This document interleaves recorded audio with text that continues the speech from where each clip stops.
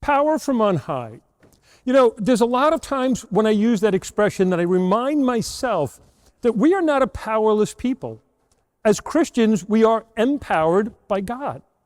I mean, think about these 3 weeks. These 3 weeks, we started out with Pentecost, that power that descended upon the church, that power that descended upon you to change you, to make you into a different being. Then, of course, last week with the Trinity, that revelation of God's power in our midst, how God is a unique being, how God's love and His union within His persons are what is offered to us as well when we receive the power from on high.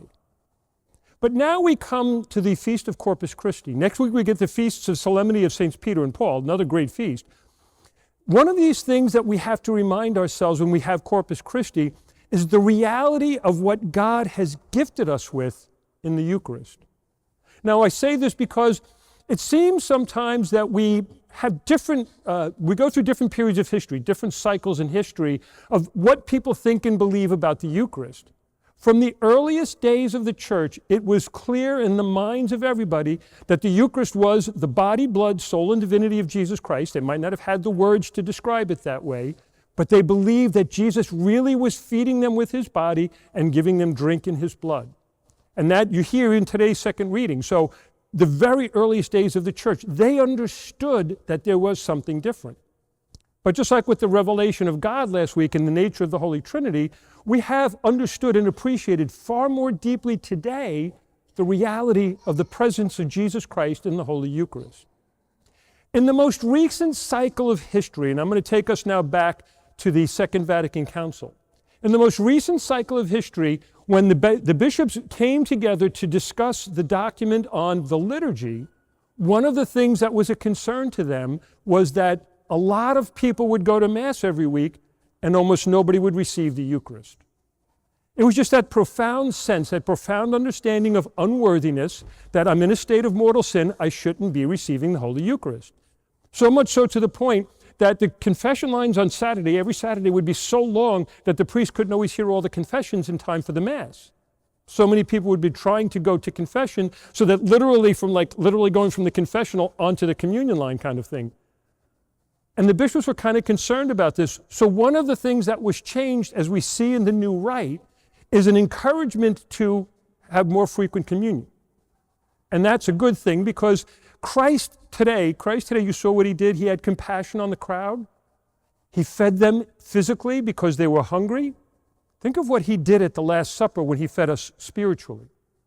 Think of what He did for us by giving us His body, blood, soul, and divinity. And so the bishops were concerned and said, no, let's reorient things a little bit to give it a different emphasis so that people understand that this is a Eucharistic feast. That God, like in the desert, remember the stories of the people in the desert? The whole thing, the many years of wanderings in the desert, all of those years that they were wandering. What was at the center of the camp at all times? The abiding presence of God in the holy tent. The abiding presence of God walked through the desert with the people and eventually was placed in the temple, and that's where Jews had contact with God. The abiding presence of God. They also ate manna in the desert. Now, it's not the same as the Eucharist we receive. It was actual food to feed their bodies, yet you have the bread in the desert and the abiding presence of God walking with them. That's a Eucharistic overtone to what we have today. For in every tabernacle, in every church around the world, is the abiding presence of God, body, blood, soul, and divinity, available to you. Previous to the Second Vatican Council, because a lot of people didn't receive Holy Communion, they would come and adore Jesus Christ, especially at times when the Blessed Sacrament would be exposed. But most people had that sense, that reverence, that awe when entering a church of whose presence they've come before. God remains with us. God abides among us. And most particularly here in this church, here in any Catholic church, God's presence, God's powerful presence, His love for you rests before you whenever you come into a church in a very unique and different way than anywhere else. And so, my dear brothers and sisters, our reverence for the Eucharist has to be tantamount. Our love for the Eucharist has to be explicit. And yet, so often since the Second Vatican Council, with this re-emphasis on trying to bring about the meal aspect of the Eucharist, we started to drift away from the adore part. And a lot of people don't really adore Jesus in the Blessed Sacrament anymore. We're seeing a revival. I mean, you saw the Eucharistic revival last year. You saw the one that came through our diocese this year. This Eucharistic revival where people are now coming before the Blessed Sacrament and lives are being changed. I've even read some of these articles that talk about in dioceses that have placed a lot more emphasis on the adoration of the Blessed Sacrament, vocations to the priesthood and religious life are increasing. Now, it's correlational, so I can't give you cause and effect, but I will say absolutely in my own life, spending time before the Blessed Sacrament has certainly helped me discern a vocation to the priesthood, and I hope and pray that you come before the Blessed Sacrament and pray that the Lord direct your hearts and direct the hearts of young people so that they find a good vocation. In all of this, we see now that we need to really understand both aspects of what God's doing. God wanting to feed us spiritually, which the bishops were concerned about and I think was well addressed, but now also too adoring the abiding presence of Jesus Christ in the Blessed Sacrament, which is where I believe miracles come from. I can attest for myself many, many times when I have knelt before the Blessed Sacrament, whether in the tabernacle or exposed in the monstrance, many, many times when I have done that, those are the moments when I had my most spiritual moments with Jesus. Those are the moments when I can say definitively, the power of Jesus Christ is before me and coming into me by the grace that he imparts to me. Now, the thing about the Eucharist that sometimes gets misunderstood, not everybody receives the Eucharist. Some people are unworthy. They're not in a state of grace. They're not Catholic. They shouldn't be coming to Holy Communion. There's plenty who can't receive Jesus. But think about it. Everybody can come before the Blessed Sacrament and adore Jesus. Adore the abiding presence of God. Come before him and discern God's will. Discern from that power from on high, what is God calling me to do? What is God asking me to be part of? Truly, I say to you, Jesus uses that expression so many times, to emphasize the fact that something special is going on. And he even says in John's Gospel, you must eat my flesh, you must drink my blood, you will have no life within you. And so one of the things that we ought to be praying for is the conversion of sinners. We ought to be praying for the conversion of sinners, which means we're also praying for ourselves, because we got to keep converting ourselves and moving away further and further from our own sinfulness. We need to come before the Lord more in adoration. So I'm encouraging everybody this week. I'm encouraging you all to try to find more time before the Blessed Sacrament.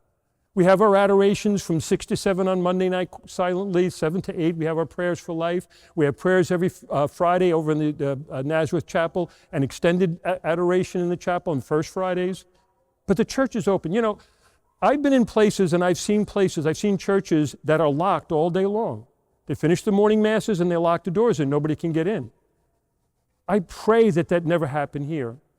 We're so blessed here to be able to leave both the Nazareth Chapel and this building open for the bulk of the day. So when you have 10 minutes, slip into the church and come before that abiding presence, that dear and special presence that God gave us out of compassion. See, God didn't want to be distant from us. We're the ones who distance ourselves from him. He wants us to draw closer to him. That's why we have the Blessed Sacrament. That's why we have the Eucharist, the abiding presence. Not just to feed our souls with grace spiritually, but to revive our souls through adoration and prayer. Today, most especially, I just can't say it enough. Try to schedule some time this week. Try to find some time every week where you can just stop in. If you could do it every day, even better. Just stop in and say some prayers before the Blessed Sacrament. I think the hardest thing for most people is silence. I think a lot of people today have a problem, because like that silent adoration we do from 6 to 7 on Mondays, I sometimes will see people squirming a little bit, not knowing what to do with themselves. Like, am I supposed to be saying a rosary now? Am I supposed to take out my prayer book now? Maybe you could just sit there and just be before the Jesus and listen to his voice speaking to your heart. That power that emanates, that abiding presence that emanates for us.